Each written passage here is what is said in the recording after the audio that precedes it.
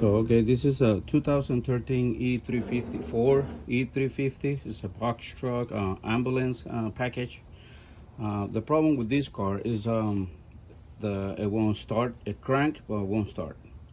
So after that, I check it out, all the power, check the plug. They have a power on the fuel pump connector.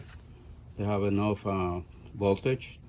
So I decided to change the whole fuel pump because that was a problem. It's not injecting any fuel, so that's why it won't start.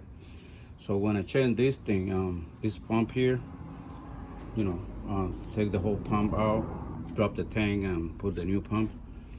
So after I put the new pump, still is not working, or it won't start. So after they check the fuses and everything, I find out the problem when the fuel pump is getting bad. Sometimes the burn the fuel module is this one right here. So it gave me a hard time, like 3 hours of working with this car, and this is going underneath of the chassis. If you can see on the driver's side and underneath and the chassis, this is it's one plug, two screw here. So I recommend that when you change the fuel pump in this the car, looking for this, the module. I recommend to change it both because this is getting bad when the old fuel pump is making problem. So I recommend to change the fuel pump and the module. So like that, you don't have any headache after you change the pump.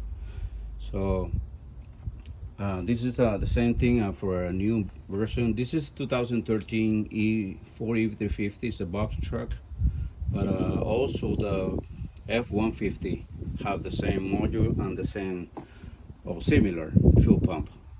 So I recommend changing both at the same time. All right. Like I said, this is not a professional video, but hopefully help your problem. All right.